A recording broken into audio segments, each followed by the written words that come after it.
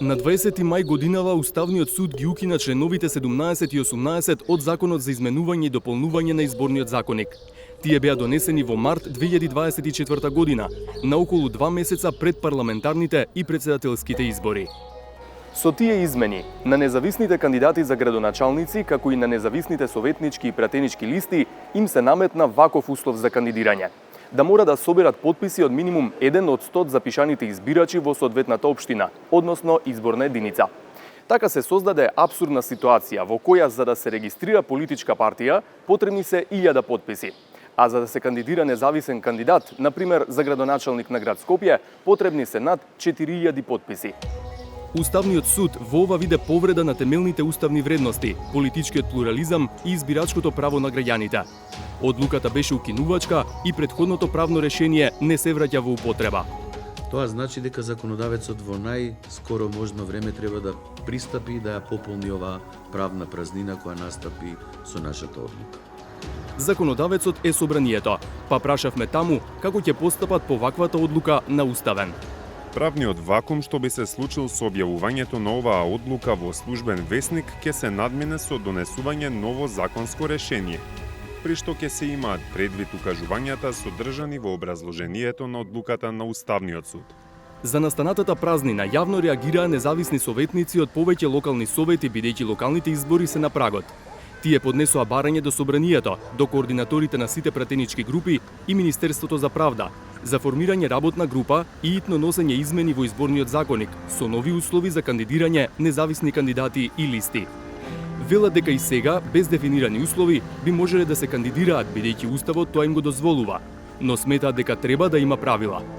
Бидејќи ние бараме и други измени, како што се, например, местото каде да се собираат потписите, до сега тоа беше само во канцелариите на Државна изборна комисија, а не на отворен простор, како што е, например, дозволено и во Србија, и во Хрватска, и во повеќето од европските земји. Потоа бараме 50 на потписи да бидат потребни за да може да се состави кандидатска листа на независни кандидати. Бараме дополнително да има измени во однос на изборното ливче кое го добиваат граѓаните, да не се појавува само носителот на листата со име и презиме, туку тука да биде и целото име на независната група. Агрона Рифи од Подобро за Тетово вели дека независните веќе ја докажале својата вредност во локалната демократија. Независните советници се многу важни. Тие го кренаа прво квалитетот на советниците во советите. Политичките партии почнаа малце посериозно да се занимаваат кои кандидати ќе ги имат во советничките листи. Друга работа е што се зголеми транспарентноста, значи сите работи што поминуваат во советот, сите независни советници ги презентира во јавност, нешто што недостасува од политичките партии. Ако се прави работна група, независните бараат столче и занив во телото што би ги подготвувало законските измени. Но додаваат и дека досега не ги контактирала ниту една партија, ниту пак побарала нивно мислење. Па ние ги побаравме 4 неголеми партии и коалиции во парламентот. Координаторот на пратеничката група на ВМРО ДПМН, Никола Мицевски, смета дека и покрај одлуката на Уставен, законот дава можност независните изборни листи да бидат прифатени како дел од изборниот процес. Сепак се согласува дека треба да се најде решение пред локалните избори прифатливо за сите.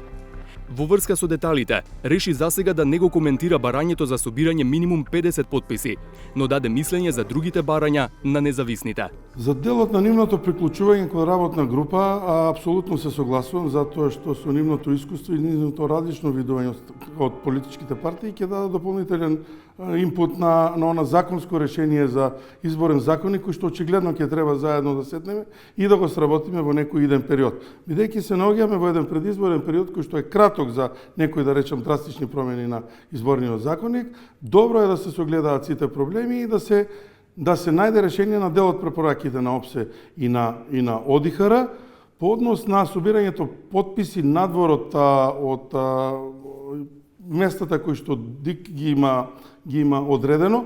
Сметам дека по собирањето на потписите треба да биде во просторија на надлежен орган, затоа што се доведува во прашање и до самите подписи. Значи, очигледно, можеби ќе треба тие подписи дополнително и потоа да се проверуваат. Од владеачката коалиција Вленпак се поконкретни и велат дека 50 подписи, како што предлагаат независните, се малку. Mendoj përsëri që numri i nënshkrimeve duhet të jetë proporcionalisht sipas numrit të banorëve apo edhe të votuesve të regjistruar. Do të thotë në varësi të numrit sipas komuneve, ne përcaktojmë edhe një numër të caktuar që nuk mund ta them tani për tani, por besoj që do formohen grupe punuese të partive politike këtu në kuvend. Nuk besoj që duhet të shkojë në Ministrinë e Drejtësisë sepse nuk ka kohë. Pra zgjedhjet janë thujse te dera dhe duhet vepruar shumë shpejt edhe në mënyrë shumë ekspeditive. Кај опозицијата наидовме на помал интерес за коментар.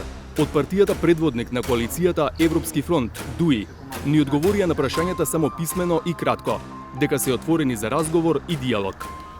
Затоа апелираме до владата да ја формира работната група за изборниот законник со представници на партиите и релевантните институции. Писмен став или соговорник не добивме само од СДСМ, па ја искористивме изјавата на председателот на партијата Венко Филипче од неодамнешното интервју за 360 степени. Затоа ќе има меѓупартиска Не, ако големите се договорат, може и да го игнорираат прашањето. Не би оставиле да тоа го правиме само големите партии, апсолутно и нашите помали партии се релевантни во тој процес. Некои од нашите соговорници при елаборацијата на нивните ставови се повикува и на препораките од ОПСЕ од ИХР. Еве што пишува во нивниот извештај по локалните избори во 2021 година.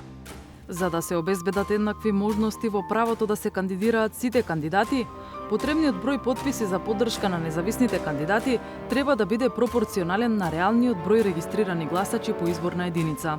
Треба да се разгледа можноста за стандардизирање на потребниот број потписи на најмногу 1% од регистрираните гласачи во согласност со меѓународната добра пракса.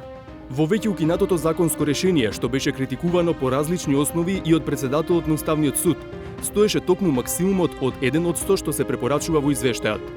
Но треба да се има предвид дека ОПСЕ говори за реален број на регистрирани гласачи, а во избирачкиот список во земјава, како регистриран гласач, влегува секој деловно способен државјанин со навршени 18 години, независно дали е во земјата или во странство. Поради тоа, земјава има повеќе гласачи отколку резиденти, а избирачкиот список не може да се смета за приказ на реалниот број гласачи кои живеат во некоја општина или изборна единица. Какво ќе биде новото законско решение, што го ветуваат партиите, а го бараат независните? Веројатно ќе се дознае во текот на летото. И тоа е доцна, ако се знае дека меѓународниот стандард за добра демократска практика е изборниот законник да биде среден минимум 6 месеци пред изборите. Локалните се најавени за октомври.